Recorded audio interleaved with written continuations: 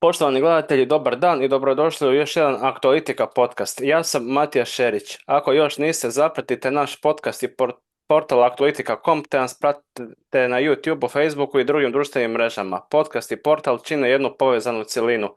Naši članci i gosti međusobno se nadopunjuju dajući vam potpuniju sliku aktualnih događaja. Naš današnji gost je predsjednik Antifašističke lige Hrvatske i istaknuti aktivist za ljudska prava Zoran Pusić. Gospodine Pusić, dobar dan. Dobar dan, hvala na pozivu. Hvala vama na dolasku. Možemo krenuti s ne baš lijepim stvarima jer živimo u nestabilnim i dosta opasnim vremenima. Kao što svi znamo, u tijeku je žestoki rat, to jest zračna ofenziva Izraela i Sjedinjenih Američkih Država protiv Irana. Je li vas iznenadila ova eskalacija sukoba? Pa, ja mislim da je sve nas iznenadila, makar smo se navikli zadnjih godina na takve stvari. I što se tiče retorike i što se tiče onda ispunjavanja izrečenih prijetnji. U tom smislu ta napetost je bila u zraku, ali se čovjek uvijek nada da će razum nekako nadvladati, iako nas iskustvo posebno zadnjih godina uči drugačije od one agresije besmislene Putinove Ruske federacije na Ukrajinu, od onih užasa koji su se događali u Gazi, jel, Da, da. do ove sada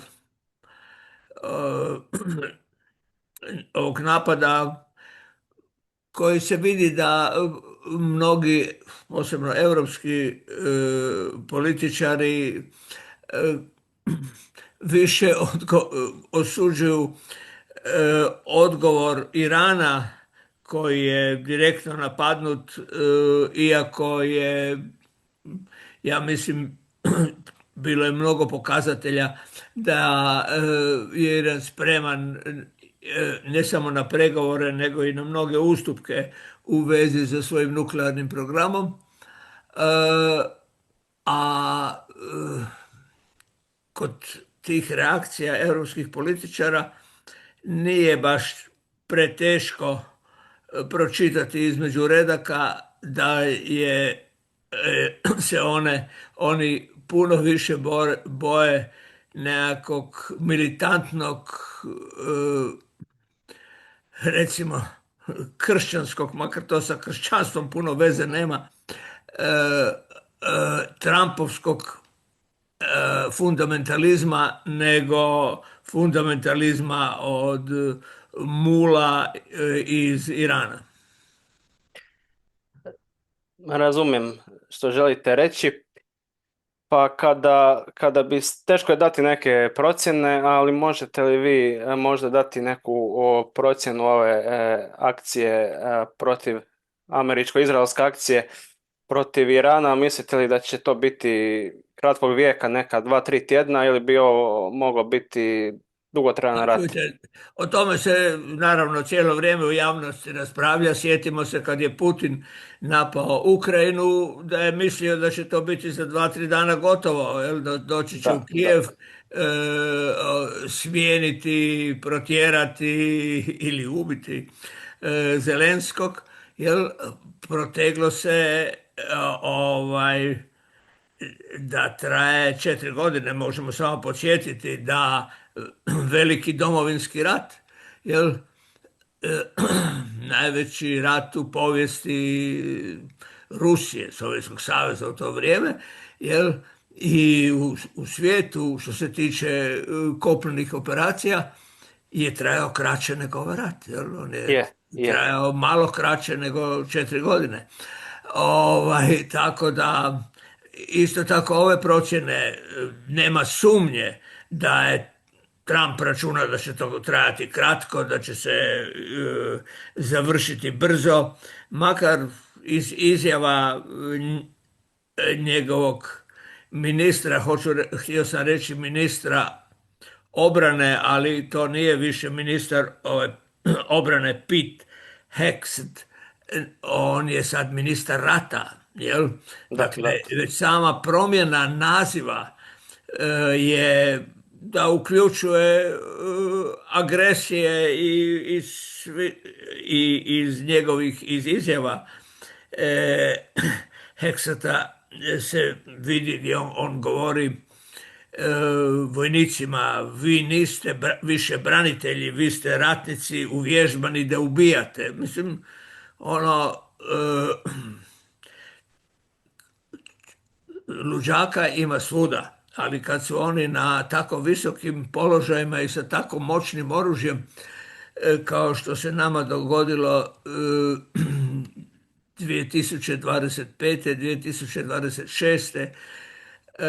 Ja sam dovoljno star da se sjećam lijepih naučno-fantastičnih romana od Artura Clarka, gdje u to doba, dakle kad ih je on pisao 70. 70-ih ili krajem 60-ih, u to doba je bila projekcija ujedinjena zemlja, istraživanje svemira, kao da se vraćamo u srednji vijek. Teško mi je predvidjeti šta će biti. Iran je zemlja od 90 milijuna ljudi. Tako je. Sigurno postoji ogromno nezadovoljstvo. Vidjeli smo u prvom mjesecu vrlo ozbiljne pobune protiv tog teokratsko-diktatorskog režima za kojeg normalan, pristojan čovjek nema nijakih lijepih riječi, ali demokraciju i ljudska prava se ne uvodi bombama i raketama i ubijanjem školske djece, jer to će izazvati, ja mislim, jednu vrlo dugotrajni otpor i nesreća je kada ljudima kojima zbilja treba pomoći da se riješe tog teokratsko-diktatorskog režima u Iranu, jer to činite na taj način na koji su to napravili sada Izrael i Trumpova administracija, Netanyahuova administracija i Trumpova administracija. Treba to razdvojiti naprosto iz poštovanja prema jednoj i prema drugoj zemlji. Takvi režimi mogu se, nažalost, dogoditi svakoj zemlji i mi smo sada svjedoci kakve oni gadne stvari mogu učiniti ne samo svojim građanima, nego i cijelom svijetu. Ja mislim, što se ovo vašeg pitanja tiče, znate, Trump Da, ima kužim. midterm Izbori, da. ako se taj rat, sigurno on nije računao da će mu se taj rat produžiti poput Putinovog, sa Ukrajinom, i sigurno mu ne doprinosi popularnosti bez obzira na njegove samohvalisave izjave. Da, ako na tim midterms izborima u studenom, ako demokrati osvoje većinu u američkom kongresu, Trumpu će biti blokiran put za donošenje odluka. Ja se nadam, ali nisam baš primijetio da je Trump puno konzultirao kongres kad je ovo napravio što je napravio, kao Istina. i nekim drugim stvarima, jel? Kad je napao Venezuelu, nije se poslije kidnapiranja Madura i njegove supruge, nije se baš pretegnuo u uvođenju demokracije u Venezueli. Njega to očito i Ne zanima. stupanj demokracije u Sjedinjenim Državama njega žulja, a di će još uvoditi u Venezueli. Da, pa to je upravo to moje sljedeće pitanje. Pa eto, vi ste stručnjak za fašizam i antifašizam, pa evo, možete dati neku procjenu u kojoj mjeri su Donald Trump, to jest i njegova politika fašistički. Pa evo, ja ću navesti tu da Trump i njegova administracija odišu elementima fašizma, kao što su pokušaj namještanja izbora 2020. Popunjavanje Vrhovnog suda Trumpovim polenima na daljinski upravljač, koketiranje s ilegalnim trećim mandatom, stalni napadi na medije, odnos prema imigrantima, kult ličnosti i ovo što smo rekli, otvoreni imperializam prema Venezueli, Grenlandu, Kanadi, Gazi i tako dalje. Pa možete li vi dati neku procjenu koliko ima tu fašizma kod Trumpa i njegove administracije? Znate, kod nas, a ne samo kod nas, i u dobrom dijelu svijeta, fašizam se počeo upotrebljavati kao psovka. Jel? Možda jedino u Italiji, jer neki tvrdi za sebe da su nasljednici Mussolinije fašističke stranke, ali onda ističu samo stvari koje zapravo nisu za neku posebnu osudu koje su karakteristične za mnoge druge zemlje. Fašizam u Italiji u početku uveo je ženama pravo glasa, uveo je 8-satno radno vrijeme. Fašizam pa i nacizam su bili radnički pokreti. Sukob Hitlera sa svojim, kad je postao kancelar, sa svojim dojučerašnjim najbližim suradnicima, čak i sa Goebbelsom, je bio u tome što su oni smatrali da sada treba nastaviti tu revoluciju. I oni su bili žestoko protiv dakle moćnih tajkuna, pa i protiv vojske. I tu je Hitler presjekao, znamo da je on napravio onaj noć dugih noževa, upravo na tome, jer su ovi inzistirali na nekoj vrsti revolucije koja bi bila slična kao što je bila revolucija, oktobarska revolucija. Jel? Da, U u Rusiji, Njemačkoj da. samo je bila ova osnovana na njemačkom nacionalizmu, a ne na marksizmu i internacionalizmu. I Hitler je onda tu vrlo oštro sve to skupa presjekao, ali činjenica je ta da ovo što ste vi nabrojali možete zapravo naći u mnogim autokracijama. To da se muti oko izbora, da se namješte u stvari, ne moramo čak ni gledati preko granice. Da. Međutim, kad govorimo o fašizmu, onda mislim da treba, poznato je vrlo dobro, su poznati onaj izvrsni rad, esej Umberta Eka o urfašizmu, gdje on nabraja 14 karakteristika, što je vrlo važno, po kojem možete prepoznati kada neko društvo krene tim putem. Te karakteristike ćete naći i mnogim drugim društvima koje nisu završile u fašizam. Recimo, totalitarizam je pojam koji je uveden u Mussolinijevom fašizmu, u Mussolinijevoj Italiji. Ali zapravo fašistička Italija je bila manje totalitarna nego nacistička Njemačka ili Staljinov Sovjetski savez. Oni su bili baš pravi primjeri totalitarnih režima. Ja mislim da tu treba vidjeti da li se u nekom režimu, a Trumpovu vladavinu sve više se može kao i vladavinu Netanjahove administracije nazvati režimom, da li ima poticanja na netrpeljivosti i nacionalizam. Recimo, kada vam se Netanjahu poziva na tekstove iz Tore, to Mhm. je isto što je Stari Zavjet, jel? Da, da. Koja je puna Božih e, uputa i naredbi kako provesti genocid. Jel? On to direktno citira, ne samo on.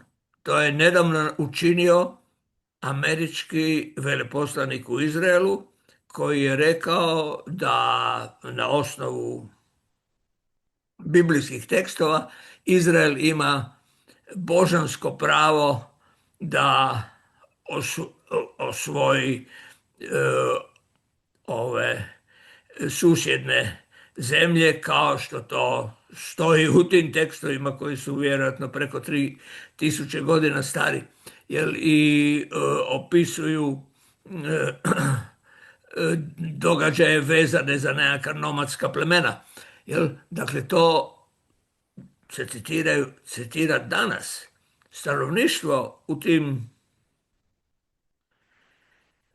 na tim područjima, u tim zemljama, bi vjerojatno bila kolateralna žrtva, kao što su kolateralna žrtva onih 160 djevojčica koje su slučajno ubili prvog dana. Sad se izgleda ne zna da li su to napravili izraelske snage ili američke snage, jel? U Iranu. Karakteristika fašizma je zatiranje sloboda, Mhm. karakteristika je imperializam, i to je karakteristika, mislim, režimi sa tim karakteristikama mogu se pojaviti u velikim zemljama, onda su svjetski problem, i mogu se pojaviti u malim zemljama, onda su problem za svoje susjede. Kad Orban vodi đake i pokazuje im slike velike Mađarske koja ide do Rijeke, to je nekakav lokalni imperializam. Mi se sjećamo dobro, to još nikad nije ozbiljno s tim raskrsteno u Hrvatskoj, Da. Tuđmanovog imperializma prema Bosni i Hercegovini, koji je smatrao da Bosnu i Hercegovinu, i stalno je to dogovarao sa Miloševićem, treba podijeliti jedan dio Hrvatskoj, drugi dio Srbiji, a ono što ostane, tu neka se snađe Alija, u to doba naravno je tako govorio. Takvi liliputanski imperializmi su karakteristični za režime koji naginju fašizmu. Ovaj imperializam koji mi vidimo kod Trumpa. Trumpa i njegove administracije, je na svjetskom nivou. Hoće uzeti Grenland, pa sad mu se u jednom času u drugom času su ga ipak savjetovali da bolje ne nasiljem. Hoće uzeti Venezuelu, njega ne interesira nijakvi, naravno, promjena režima u ovom Iranu, Iranu. i da to dođe nekakav normalni, njega samo interesira pokornost, kao što je pokornost i neumjereno hvaljenje vođe karakteristično za američku administraciju, i glavna mjera podobnosti za političare tamo. Ako to ne radite, onda nećete biti dugo na svojim položajima u toj administraciji. I sad, gledajte, šta mi možemo? Možemo napraviti paralele sa nekim drugim režimima koje znamo. To je bilo vrlo karakteristično za fašističke režime. Ko nije se dodvoravao Hitleru, nije mogao ostati na nekom važnom položaju. Ovaj, tako da ono što je zapravo glavna karakteristika i po čemu ja mislim treba vidjeti da li je nekakav režim fašistički, a koja je bila i u Sovjetskom savezu u doba Staljina, jer nažalost ne samo u doba Staljina, a to je jedna okrutnost i prema vlastitim građanima i prema drugim zemljama, okrenutost ratu kao jednoj prihvatljivoj mogućnosti. Kao jednoj prihvatljivoj mogućnosti za postizanje određenih ciljeva. Znate, ja sam nedavno baš rekao da ne znam da li je Netanjahu čitao Nietzschea, ali znam da Hitler je. Da, da. I da politike i postupci jednog i drugog me podsjećaju kao da se doslovno interpretiraju neke Nietzscheove rečenice, jer, na primjer, mir je dobar jedino kao put prema drugom ratu. Što kraći, to bolje. Kažeš ti, Nietzsche je pisao često u ovom malom starozavjetskom stilu, kažeš ti dobar razlog je dobar razlog opravdava rat. Kažem ja, dobar rat opravdava svaki razlog. Jer to su, kad pogledam njihovo ponašanje, jel, i sad govorimo o ovom zadnjem zajedničkom napadu Izraela i Trumpovog režima na Iran,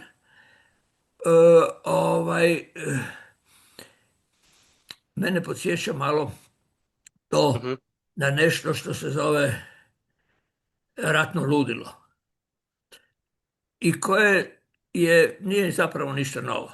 Velike osvajače Napoleona,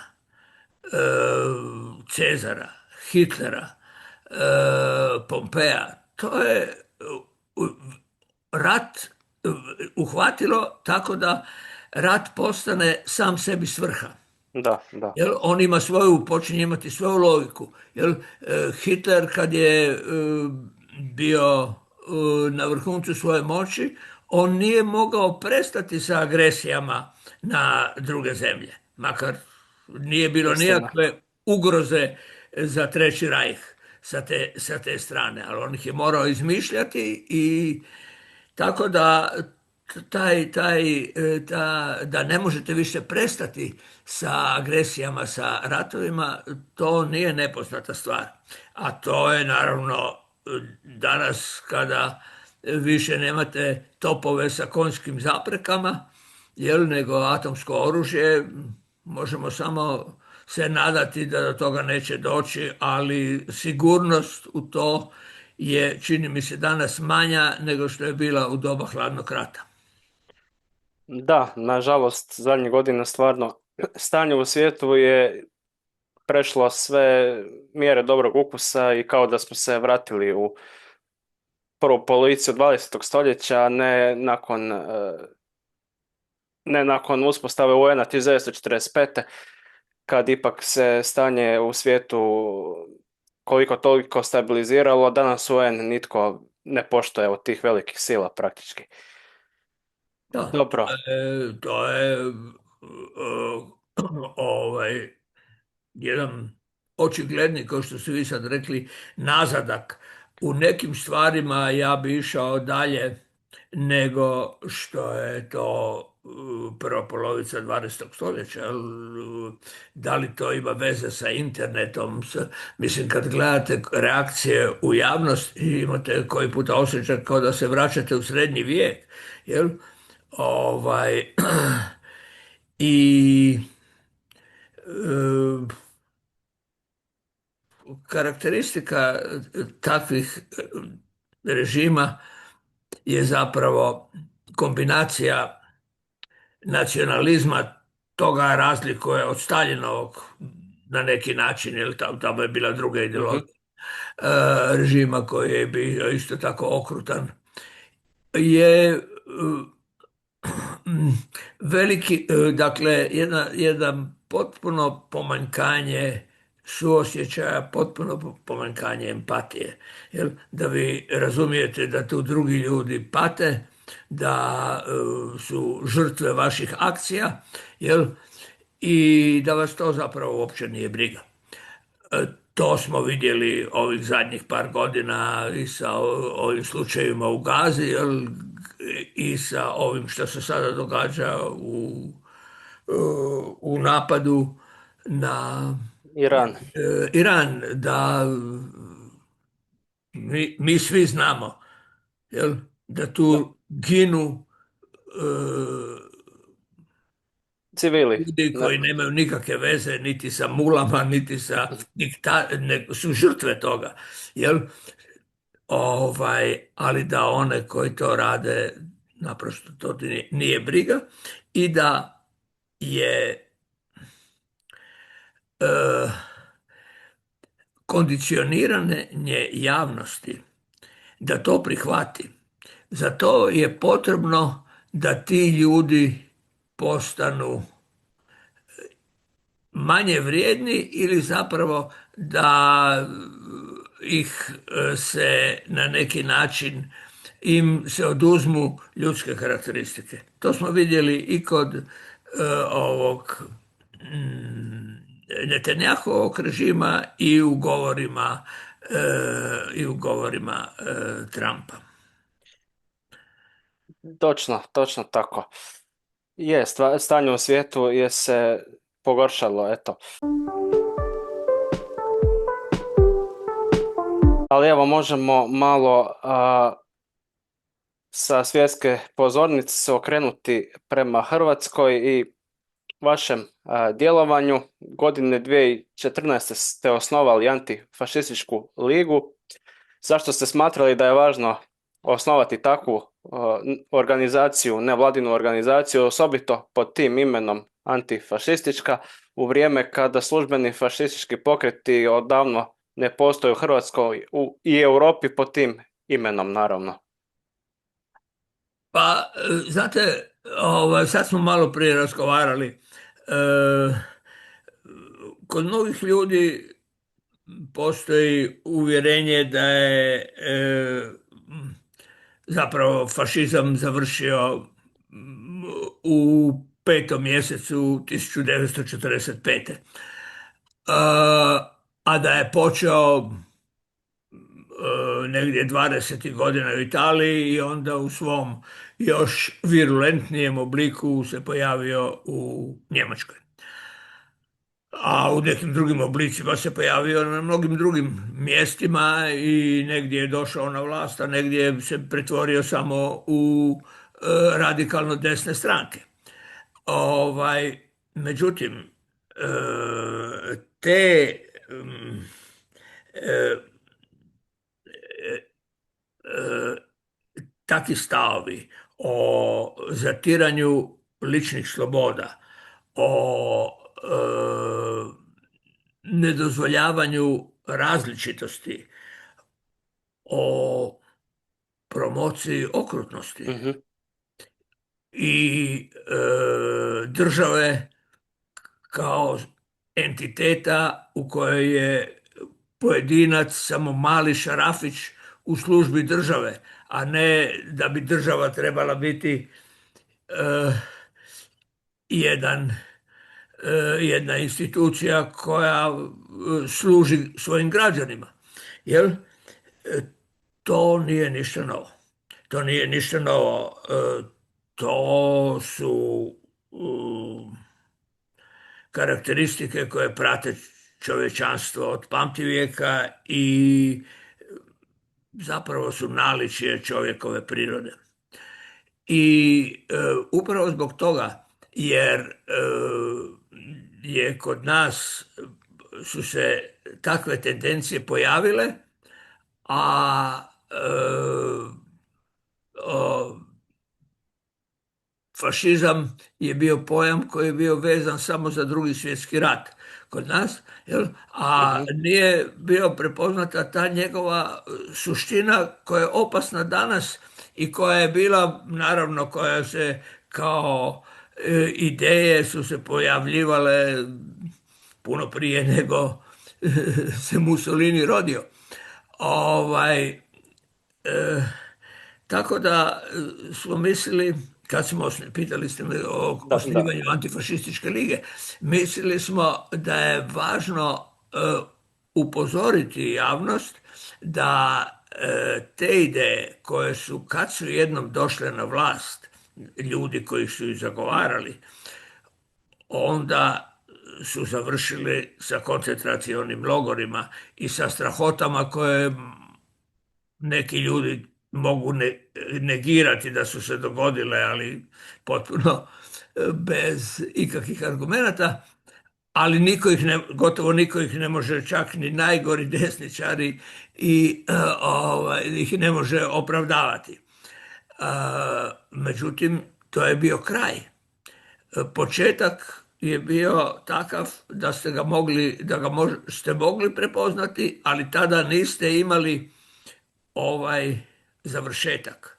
Znate, kad Da, da. čitate recimo ovaj Platonovu državu, jel, gdje on ima ideje koje su potpuno usporedive sa onim kakav je Treći Rajh Hitler htio izgraditi i prema svojim građanima i prema susjedima. Jel? To je Platon čak pokušao napraviti u južnoj Italiji, ali je sve skupa propalo u međusobnoj borbi za vlast. Znate da su dakle da se mogu prepoznati u početku neke tendencije koje bi mogle tu odvesti. Ne moraju odvesti. U mnogim zemljama se Mhm. tendencije pojave pa se rasplinu negdje, ali je važno na njih ukazati jer se u nekim zemljama ne rasplinu, a posljedice mogu biti katastrofalne. I to je bio zapravo ideja da se pokaže da je upozoravanje na takve tendencije u društvu nešto što je važno za svako društvo, nešto što može spriječiti da to društvo ne zaglibi u jednom stanju u kojem se i netrpeljivost malo po malo jača i u kojem ljudi počinju živjeti u strahu, u kojem je rat prihvatljiva opcija prema van, a progon drugačije mislećih ljudi, proglašavajući ih neprijateljima države, odnosno naroda, jel, Mhm. uobičajena taktika. To ne moram davati primjere kako se to i kod nas događa. I kod nas je to vezano često za ono što mi zovemo revizionizam povijesti, a zapravo radi se o falsificiranju događaja iz prošlosti, jel? Gdje kad se zapitate zašto treba falsificirati događaje iz prošlosti, logičan odgovor je da je to jedino zbog toga što ideje koje vi zastupate su slične idejama nekog zločinačkog režima, u našem slučaju ustaškog, jel, iz prošlosti. Prema tome morate maknuti tu hipoteku zločina sa tog režima i onda morate falsificirati povijest da se pokaže da to nije zapravo bio zločinački režim, jer i da je glavna karakteristika Jasenovca bila mala flora mi, a ne masovna ubojstva. Razumijem što želite reći. Pa dobro, sada od tog osnivanja antifašističke lige je prošlo više od 10 godina. Jeste li zadovoljni onim što ste postigli i je li ta Pa institucija čujte, opravdala? Da. pa ja, ova zadnja godina koja je upravo prošla ne bi mi dala za pravo da kažem da sam zadovoljan sa onim što smo postigli. Mislim da je situacija gora nego što je bila onda kad smo antifašističku ligu osnivali. U to doba nije se moglo dogoditi da saborski zastupnici viču za dom spremni u Saboru, a da ih predsjednik Sabora ne bi izbacio zbog toga iz dvorane. Znate, da li smo zadovoljni? Ja sam počeo svoju nekakvu aktivnost, recimo, pošto se to pretvorilo u organiziranje građanskog odbora za ljudska prava, pa nekih inicijativa za poticanje suradnje, mira na ovim područjima. Počelo je kao zalaganje za vraćanje imena Trg žrtava fašizma, jer mi se činilo ako vas žrtve fašizma smetaju, onda je Hrvatska u velikim problemima. Ovaj, recimo te 91. mi smo se jako zalagali sa mnogim kolegama iz Srbije i iz Bosne i Hercegovine, da pokušamo napraviti nešto kako bi spriječili ratne sukobe.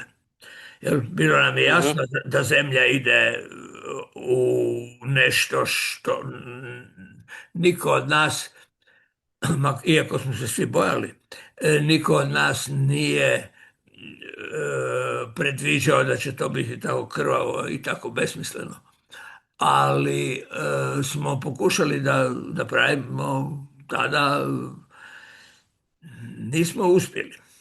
Nismo uspjeli, što ne znači da nije trebalo pokušati.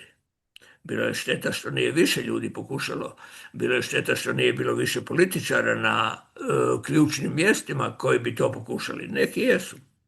Neki jesu, Kiro Grigorov, pa i Alija Izetbegović su pokušali, ali ove struje koje je pokrenuo Slobodan Milošević su bile naprosto prejake.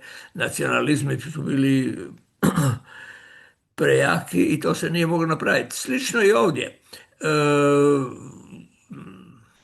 Na nama je da izrazimo svoju zabrinutost, da ju prezentiramo u javnosti, da kažemo to sa argumentima, a da li ćemo uspjeti?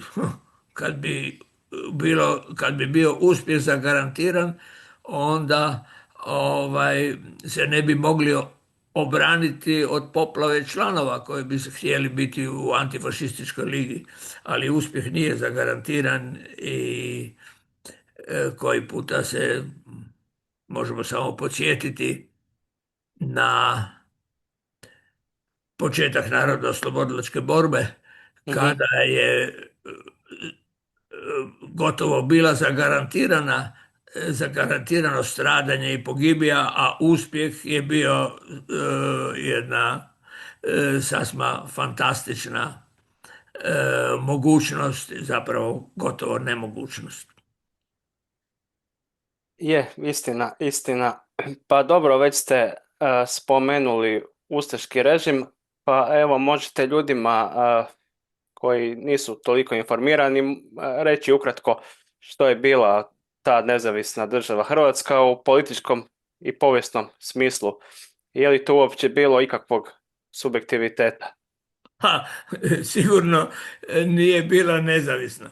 Jer došla je na talijanskim kamionima, onda kada je Maček odbio njemački prijedlog da on bude na čelu te kvislinške države. Jer naravno da se radilo o kvislinškoj državi i Njemačka je osvojila Jugoslaviju i sve do Grčke došla u tom trenutku početkom 41.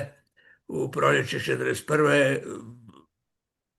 Mnogi povjesničari smatraju da je to najpresudniji trenutak Mhm. Hitlerove vladavine Da. i da je Njemačka izgubila Drugi svjetski rat zbog napada na Jugoslaviju. Zbog toga što su njemačke trupe u vrlo oštroj zimi 41. 42. bile, vidjeli su izviđačke jedinice, su vidjeli tornjeve Kremlja, jel, i trebalo još, ali su bili to iscrpljeni, imali su samo ljetne uniforme. Jel? Dakle, sve je visilo tada o koncu. Napad na Jugoslaviju je bio potpuno nepotreban, bio je izraz Hitlerovog bijesa. Ovaj,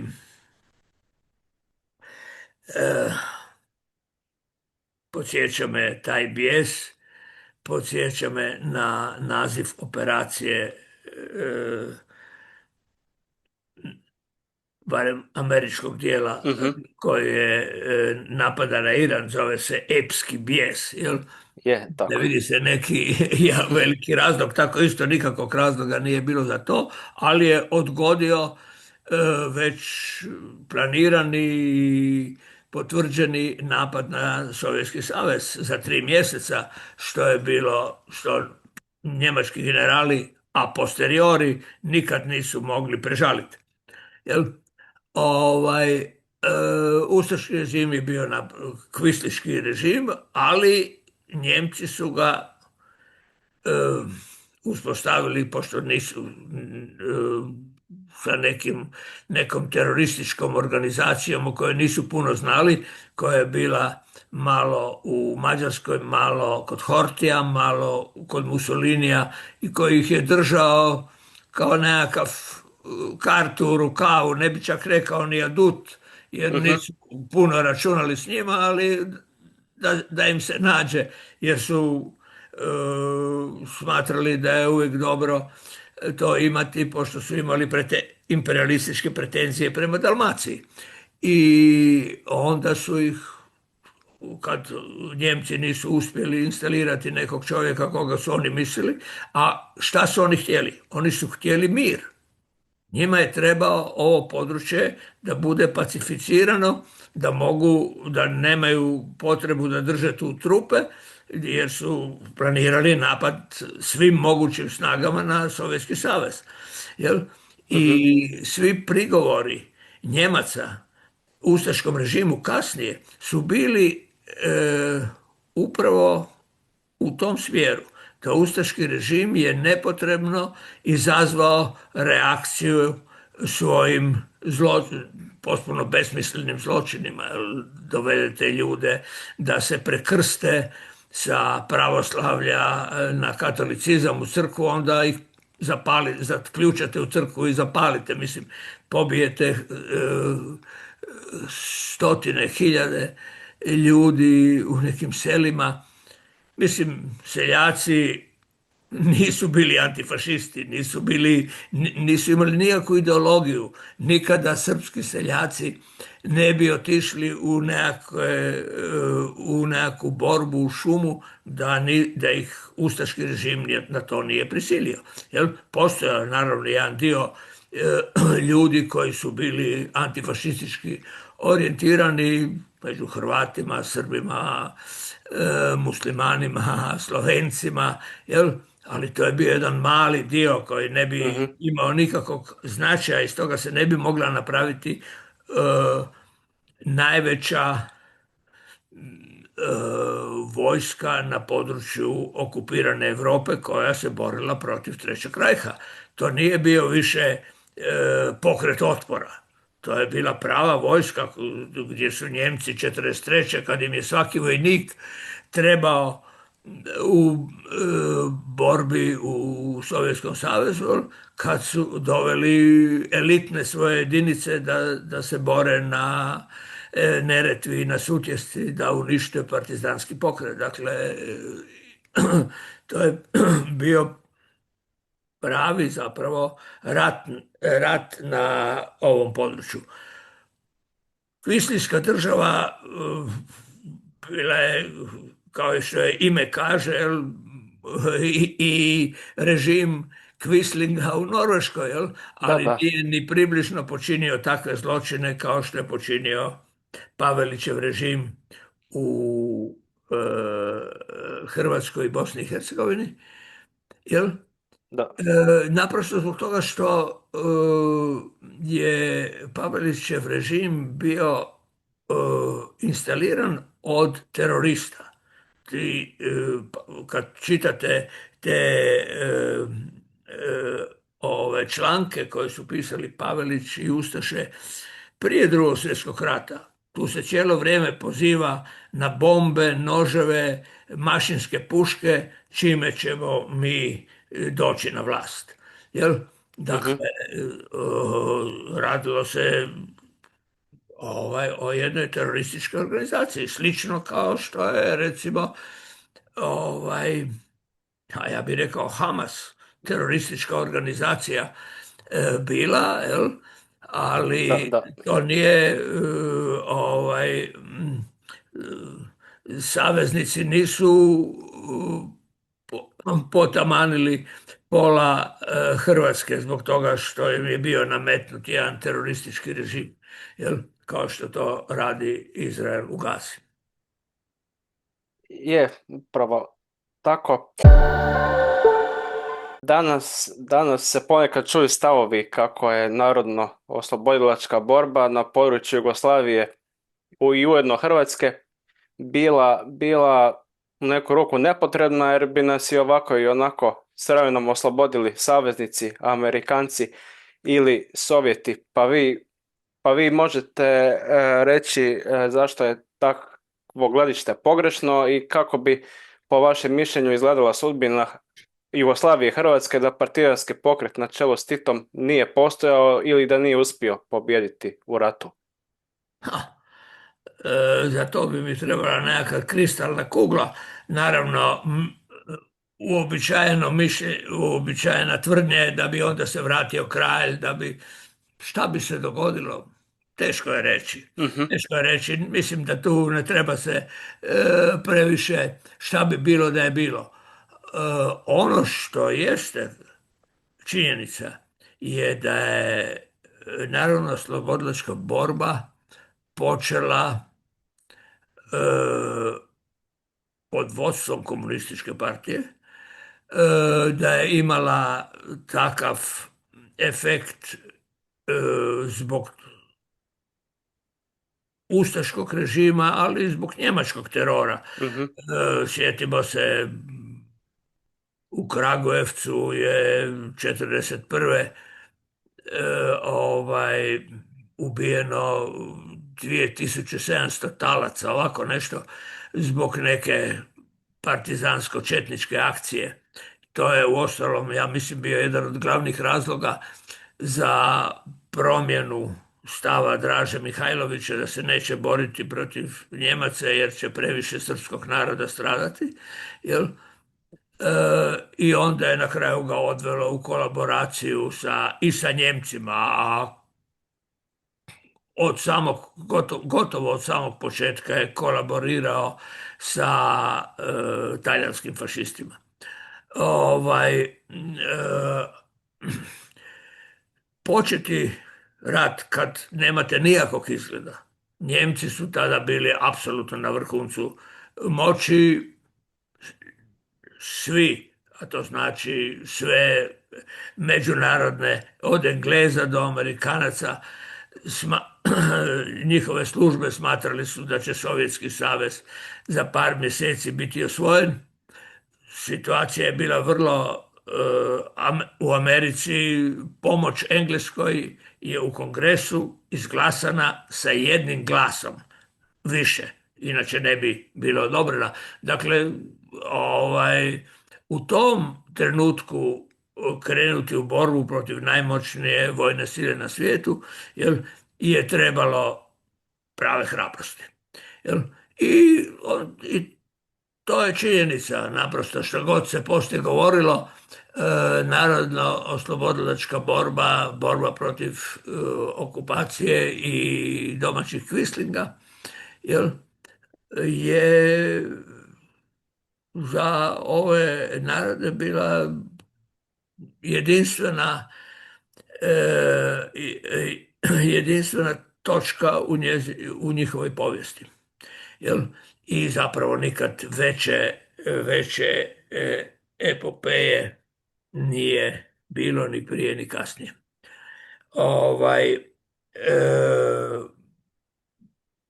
da li bi lako moguće da bi Jugoslavija bila slično kao Bugarska, Mhm. Rumunjska, dio sovjetskih polukolonija, jel?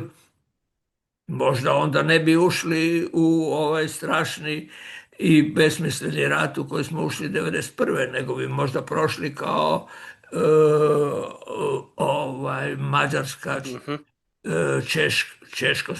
Čehoslovačka, pa onda Češka i Slovačka. Nigdje se to nije dogodilo, dogodilo se jedno kod nas. O tome bi mogli dugo raspravljati zašto se to tako dogodilo. E, da bi Drugi svjetski rat vjerojatno završio kako je završio bez da je bila narodno-oslobodilačka borba, vjerojatno istina. Nisu partizani toliko, ali jesu bili na st- važan faktor u toj borbi.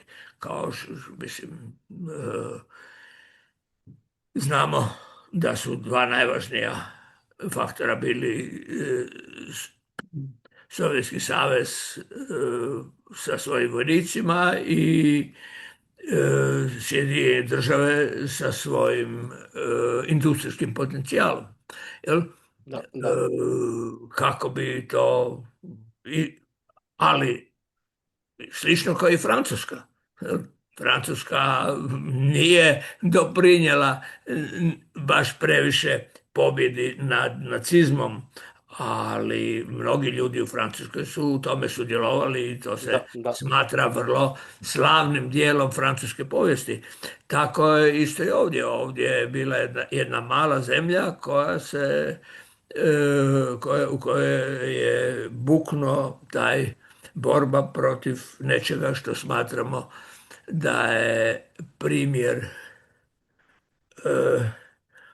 zla koje se može dogoditi u ljudskom društvu. Točno. Pa već ste spomenuli četnike i Dražu Mihajlovića, pa kako tumačite to da usprkos dokazima o suradnji s talijanskim i njemačkim okupatorom, da on u Srbiji ima status antifašista i da ga slave kao nekakvog ratnog junaka? A mislim, prije nego gledamo preko plota, pogledajmo šta radi kod nas radikalna desnica, jel? Sad smo imali Dabru i pjevanje Paveliću. To je sramota. I to mnogi ljudi u Srbiji smatraju da je sramota i ovaj, o tome se može uvijek raspravljati sa argumentima. Draža Mihajlović sigurno nije imao antifašistička uvjerenja, ali nije se htio pokoriti kapitulaciji i htio je, otišli su u šumu boriti se protiv okupatora. Konačno, Tito je u pregovorima sa Dražom Mihajlovićem njemu nudio da on bude zapovjednik vojske. Draža Mihajlović nije praktički nikad čuo za Tita, niti, a Mhm. o komunističkoj partiji je imao vrlo loše mišljenje, jer je bio režimski čovjek i 41. barem u ljeto 41. je bilo suradnje između partizana i četnika i to je činjenica. Čak mislim da oni strašni zločini koji su Njemci počinili u Kragujevcu, masovno ubijanje talaca i cijelih razreda, slično kao sada u Teheranu, cijelih razreda iz škola djece, je bilo zbog jednog zajedničkog napada gdje je ranjeno 27 Njemaca, a 10 je ubijeno. Ja mislim da taj broj ima Mhm. veze sa 2700 ubijenih talaca, jer su Njemci rekli da će za svakog stradalog njemačkog vojnika ubiti 100 talaca. Jel? Da, da, Međutim, onda je došlo do sukoba koji su zapravo četnici inicirali i onda su malo po malo, dakle, s Talijanima s kojima nisu imali direktni konflikt, su ušli vrlo brzo u suradnju, a na kraju su surađivali i sa Njemcima, a na kraju rata i sa Ustašova. Jel? ovaj, e, Tako da to je taj kolaboracionizam četnika je nesumnjiv naprosto. To da, je da, da, povijesna činjenica, takve se stvari e, događaju u takvim teškim vremenima. Procjene ljudi su krive, e, emocije su žestoke i dođu vam na vlast tipovi koji u, nemaju ni malo osjećaja za druge ljude i čine ratne zločine. To se da, događalo konačno ne samo prije više od 80 godina, nego i prije 30-ak, odnosno 35 godina. Jel? da.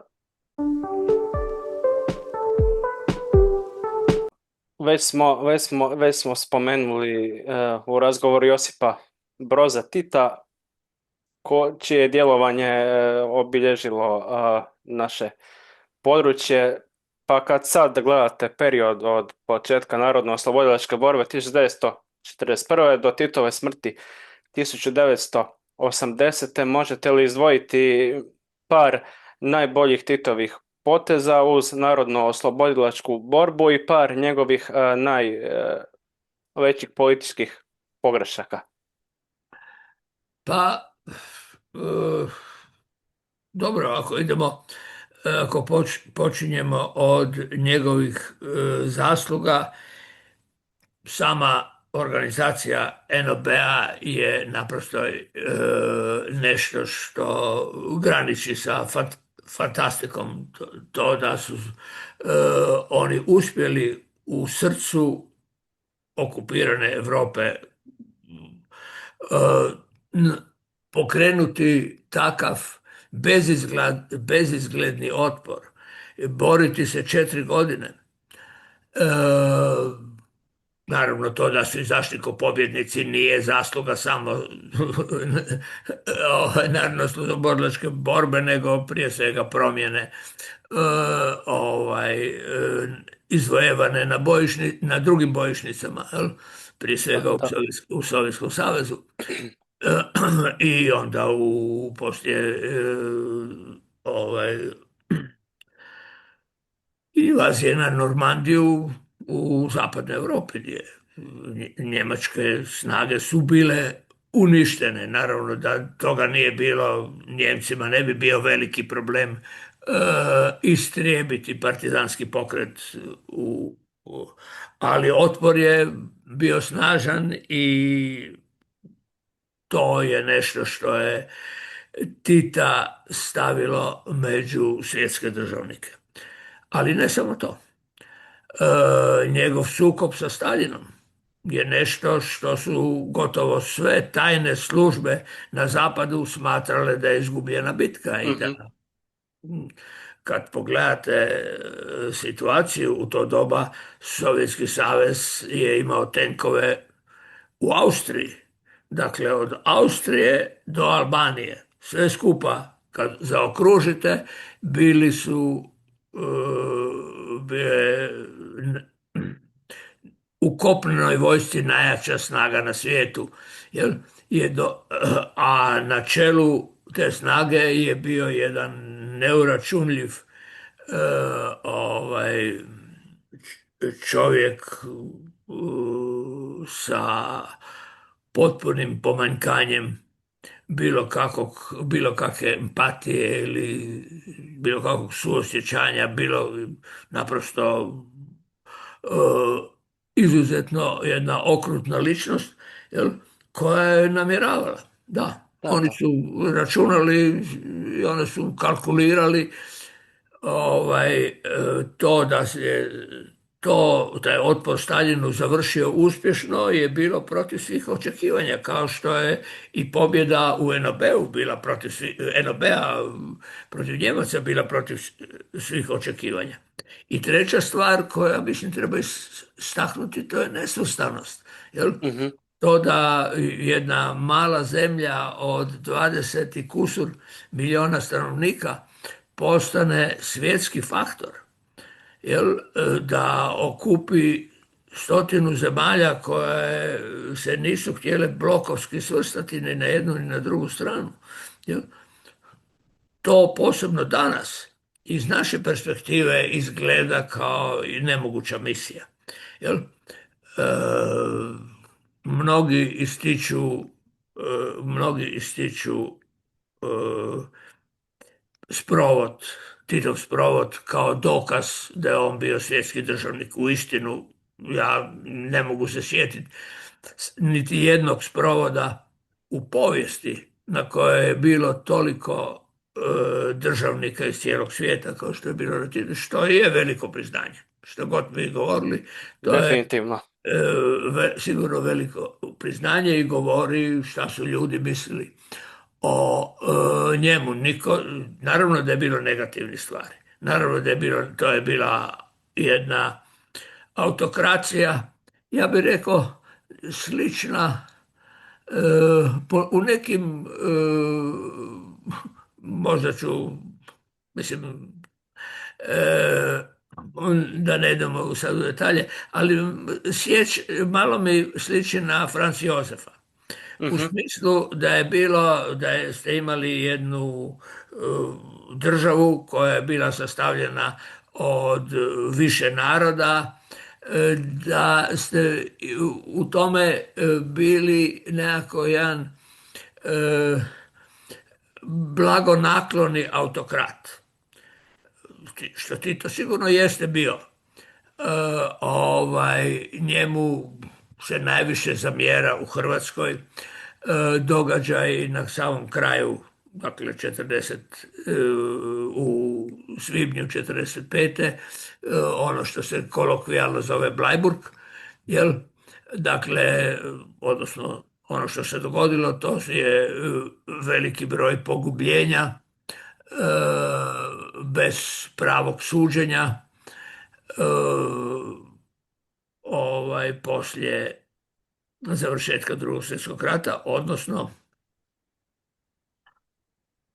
znamo da je rat ovdje trajao tjedan dana duže, jer se nisu htjeli predati onda kada je njemačka vojska kapitulirala.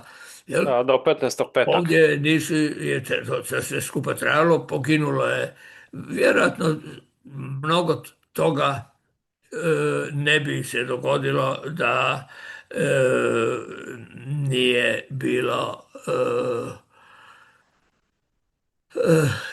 te odluke dijela Pavelićeve vojske, sam Pavelić je pobjegao, ali da se ne predaje, nego da povuče što je moguće više civila i nekakvih jadnih mladih regrutiranih domobrana i klinaca sa sobom kao neku vrstu zaštite, i da se povlači, i da se preda zapadnim saveznicima. Jel,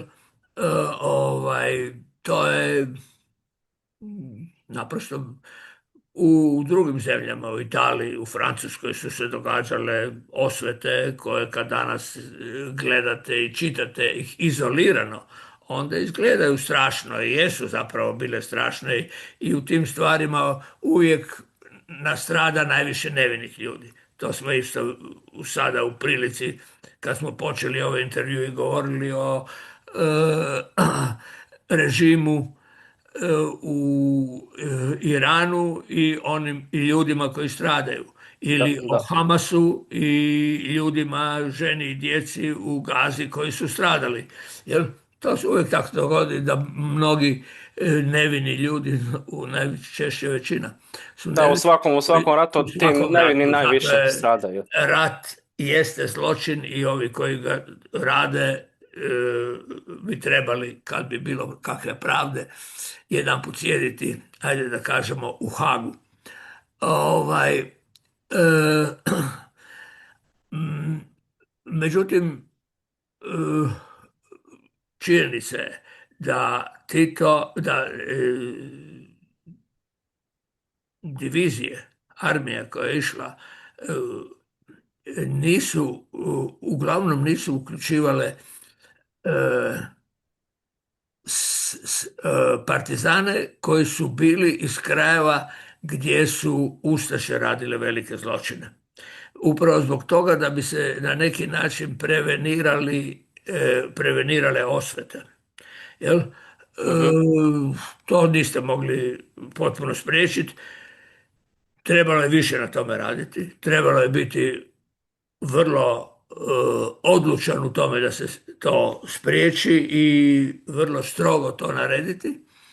Ali biste bili poslije 4 godine jednog strašnog rata gdje su oni koji su sudjelovali na partizanskoj strani imali, mnogi od njih, spaljena sela, pobijene porodice. Naprosto trebalo to napraviti. Mislim, meni je žao što hrvatska strana 95. nije nešto naučila od toga što se dogodilo i poslije Bleiburga. Jel? Pa Da, da je malo više pritegnula hrvatsku vojsku poslije Oluje. da. Stotine ljudi, stotine seljaka, potpuno nevinih, starih žena, jel, su bili ubijeni naprosto u svakoj. Ja sam govorio o ratnom ludilu na nivou ovih država, jel, i velikih pod navodnicima osvajača, gdje ne mogu prestati voditi agresivne ratove, ali ratno ludilo na nivou pojedinca isto tako postoji, jel, Mhm. i odgovorni zapovjednici, odgovorni političari će toga biti svjesni i napraviti da se to ne dogodi. Tako da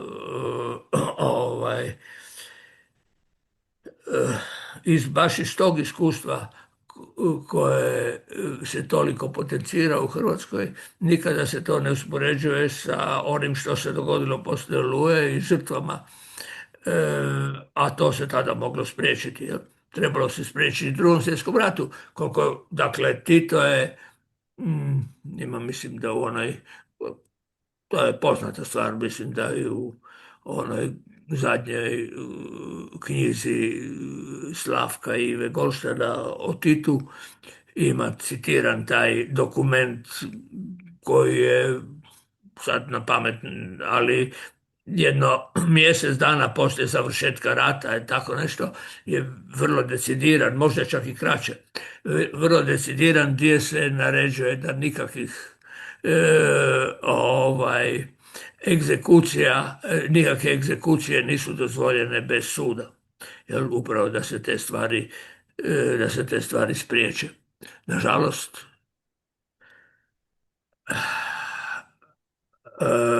agresivni rat jeste zločin. Jel? I mi smo se u doba kad sam ja čitao Artura Clarka, dakle prije 50 i više godina, nadali da će u budućnosti, a budućnost tada je za nas značilo današnja sadašnjost. Jel? Da će Mhm. se na ratove gledati kao što mi gledamo na robovlasništvo. Nešto što je bilo u jednom trenutku karakteristika većeg dijela ljudskog društva, na što mi danas gledamo sa užasom i nekom vrstom prezira. I kako ste to uopće mogli. Jel? Međutim, ta naša nada pokazuje se da je bila recimo malo preuranjena. Da, da. Kad smo kod Tita i Jugoslavije, pa zanima me vaše mišljenje, je li postojala opcija ili opcije da je Jugoslavija mogla kao država opstati na principima federalizma ili konfederalizma i pluralističke demokracije, s obzirom na činjenicu da je postojeći marksistički model krahirao u cijeloj istočnoj Europi i SSSR-u. Je li uopće bilo izvedivo očuvanje Jugoslavije u nekoj novoj formi za kraj 20. početak 21. stoljeća? To su zapravo dva pitanja.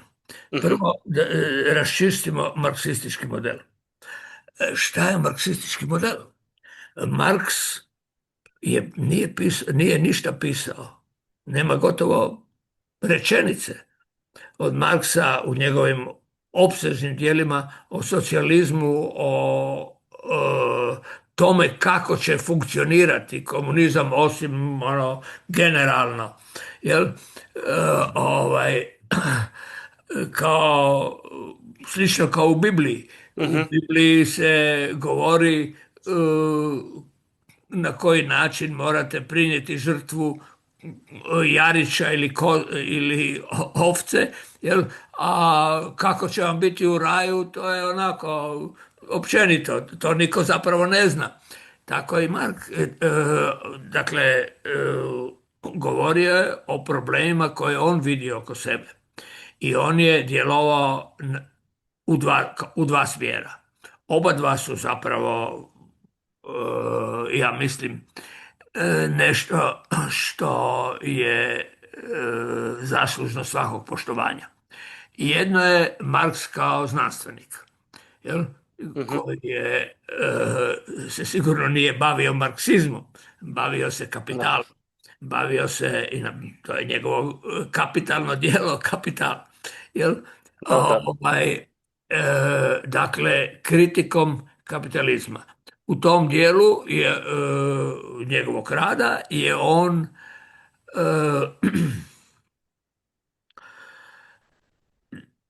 vrlo argumentirano izložio jednu ideju da se povijest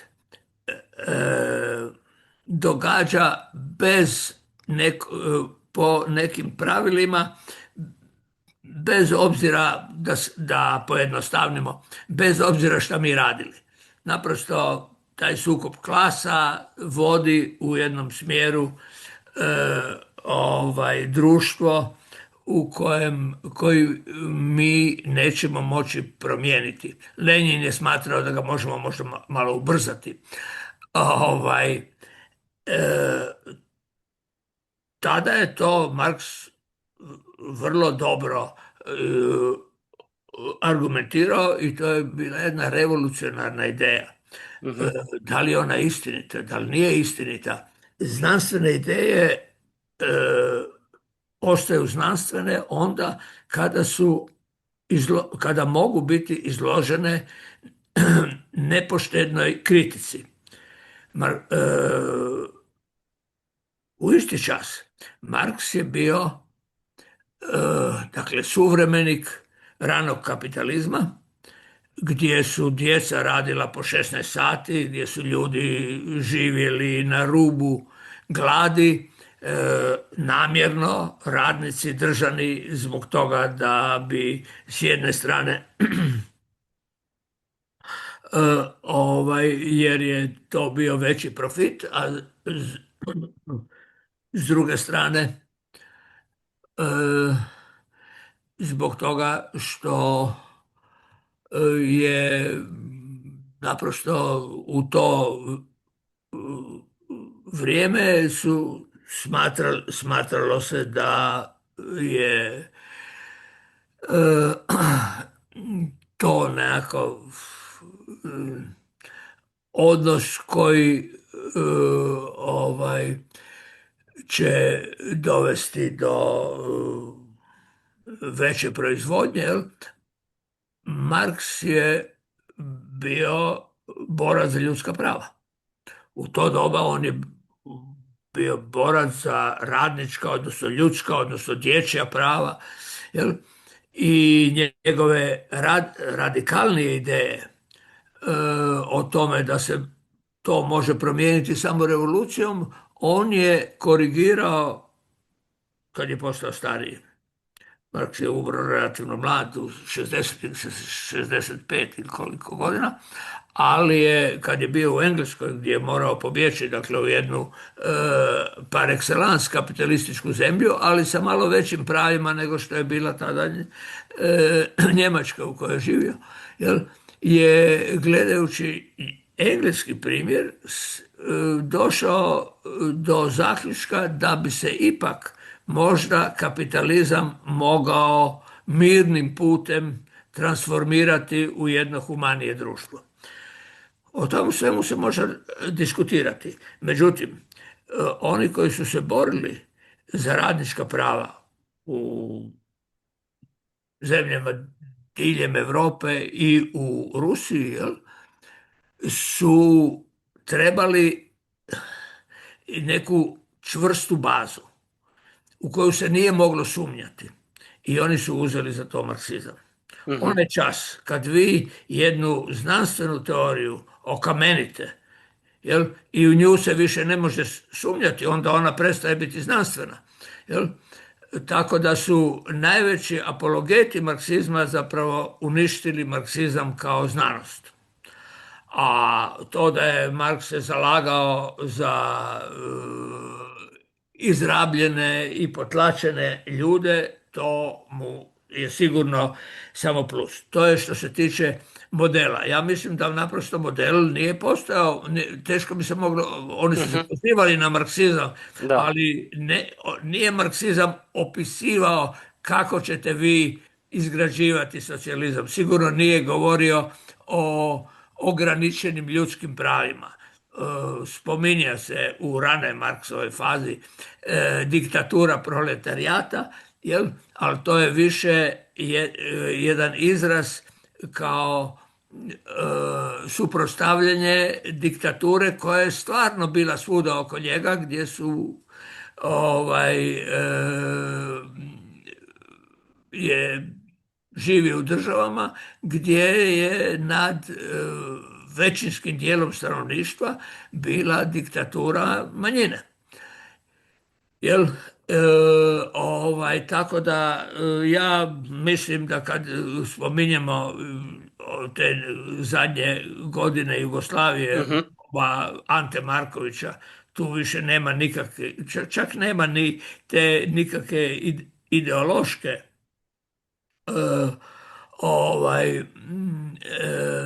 stramputice. Ante Marković je htio preobraziti Jugoslaviju u jedno ekonomski funkcionalno društvo.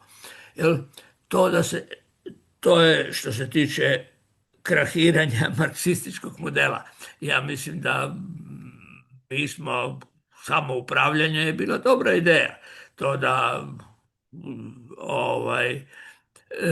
ljudi koji rade imaju veći utjecaj u upravljanju poduzećem u kojem rade. To su od nas došli tu vidjeti kako se to radi i bolje to primijenili u najnaprednijim zemljama kao što su Švedska, Norveška, jel? Skandinavske Da. zemlje. Da li je se moglo bez rata? Moglo se. Mhm. Apsolutno se moglo. Pa to je svuda oko nas je primjer da se moglo to napraviti bez rata. Pogledajmo zemlje za koje smo mi samo desetljeće ili manje od desetljeća prije toga izgledali kao obećana zemlja. Jel? Česi su dolazili, i Slovaci, i Polje, ovdje kao turisti u Jugoslaviji. Ja sam bio na ovom apsolventskom putovanju Mhm. u Sovjetskom savezu. Tad je to bilo jeftino i relativno popularno. Kijev, Leningrad, Moskva se išlo. Znam da je tada jugoslavenski pasoš bio najskuplji na crnoj burzi, Mhm. jer se moglo svuda s njim Da, da, da. putovati. Jel? Tako da, ako su te zemlje to mogle napraviti, onda je sigurno se to moglo se, konačno, mi smo članice Europske unije. Isto tako smo mogli biti nekakav konfederalna zajednica, federalna, kako god hoćemo, kako se dogovorimo. Međutim, Miloševićev nacionalizam je to sve započeo i to je bila borba za vlast. On je to iskoristio nezadovoljstvo na Kosovu gdje su ljudi na Kosovu i studenti koji su često se bune, jel, postoji sigurno tamo i albanski nacionalizam. Oni su htjeli da Kosovo bude republika, ali ne nezavisna republika, nego da ima status kao što ima Hrvatska, Crna Gora, Makedonija unutar Jugoslavije. Jer to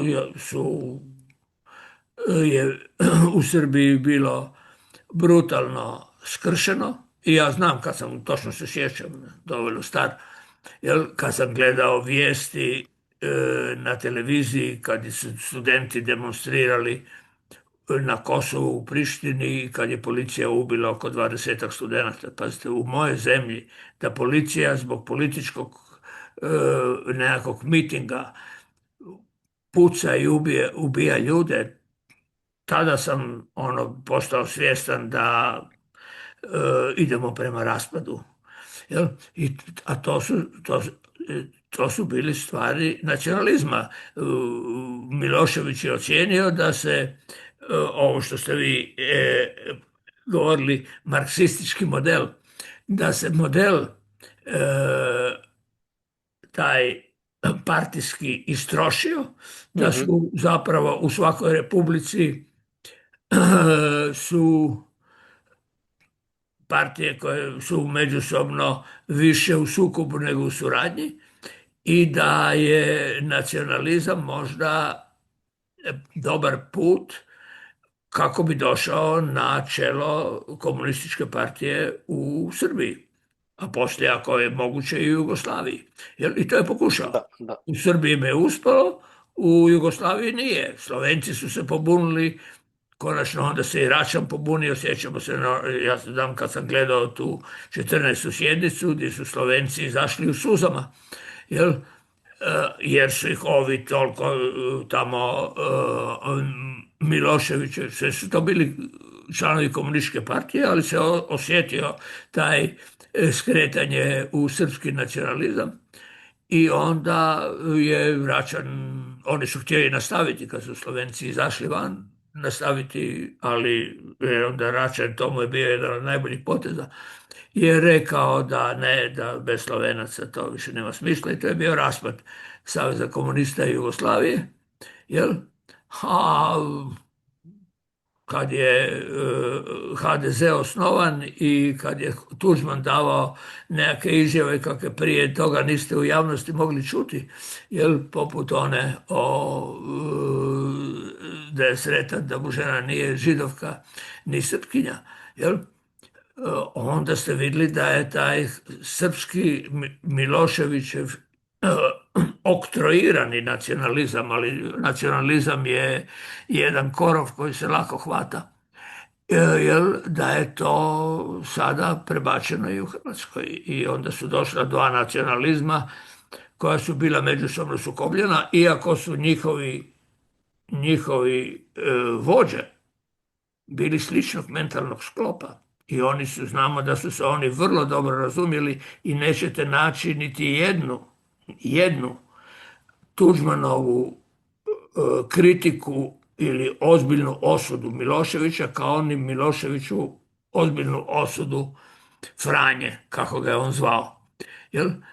Dakle, tu su se razumjeli i to je zapravo dovelo do ovog krvavog rata u prvoj polovici 90. godina. Jel? Potpuno nepotrebno. Sve se to moglo dogovoriti mirno, da smo imali Havela umjesto ove Mhm. nacionaliste, vjerojatno se ništa od toga ne bi dogodilo, nego bi se ili razišli mirno ili ostali u nekakvoj konfederaciji i zajedno ušli u Europsku uniju. Konačno, to su naprosto činjenice. Delors, koji je sad nedavno umro, jel, koji je tada bio predsjednik, nije postojala Europska unija, nego zajednica, tada on je došao tu i ponudio je 5 milijardi dolara, ja mislim, euro još nije bilo, bespovratnog kredita i Mhm. ulazak u Europsku zajednicu, bilo kao federacija, bilo kao konfederacija, kao god to odluče političari, jel, unutar godine dana. Dakle, mi bi ušli u Europsku uniju onaj čas kad je ona bila proglašena. Jel? Da je bilo, čovjek bi rekao, pameti. Mislim da je itekako to bilo izvedivo, da se to moglo dogoditi bez tih strašnih žrtava, koje smo pretrpili, posebno Bosna i Hercegovina. Ovaj, e, zbog jedne vrste e, e,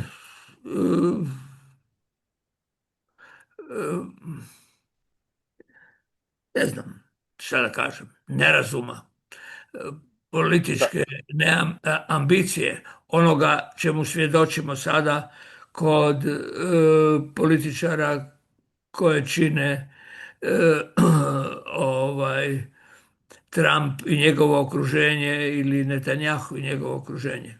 Toga ima svuda u svijetu, jel? Putina da ne spominjemo. Jel? da, da. Imali smo, za razliku od Čeha, Mađara, Bugara, Rumunja, imali smo baš peh. Da, imali smo peh jer taj rat nas je unazadio, ne znam, 20-30 godina sigurno. I mislim, a to je najmanja stvar, ja bih rekao. Znate, to je ono što je najviše, to je stradanje ljudi. Da, Stradanje da, koje je bilo nepotrebno, sve se to moglo izbjeći. Jel? da, da. Ovaj, to je malo podsjetilo, kad smo govorili o NDH, u Hrvatskoj je često e, argument protiv Pavelićevog režima, koji desnica koristi, a to je da je on kao prodao Dalmaciju i Istru, što ovo prvo nije istina. Istra nikad nije bila dio Hrvatske prije toga, ali je bilo stanovništvo, naravno. Ali, a on, to je najmanje od svega. on nije imao nikakve, on je došao na talijanskim kamionima, dakle nije on imao mogućnost da kaže Mussoliniju ne. Jel? To, ono što je strašno kod tog režima, to je upravo okrutnost prema nemoćnim ljudima. I to je glavna, kad smo, da zaokružimo ovaj razgovor, to je glavna negativna strana fašizma i režimi koji će se zaklinjati u antifašizam poput Putinovog, jel, Mhm. imaju tu karakteristiku i to ih čini zapravo fašističkim. Da, dobro ste to rekli i tu bih zaključio za danas. Poštovani gledatelji, hvala što ste bili s nama u još jednoj epizodi Aktualitika podcasta. Ako vam se svidjelo, lajkajte ovaj video zapis, pretplatite se na kanal i podijelite epizodu s drugima. To je osnovni preduvjet da ovaj podcast uopće postoji. Hvala i lijep pozdrav. Hvala što ste bili s nama u još jednoj epizodi Aktualitika podcasta. Ako vam se svidjelo, lajkajte video, pretplatite se na kanal i podijelite epizodu s drugima. Za više analiza, intervjua i priča iz svijeta politike, društva, povijesti, ekonomije, kulture i sporta posjetite portal aktualitika.com. Do sljedećeg puta njegujte zdravo i kritičko mišljenje.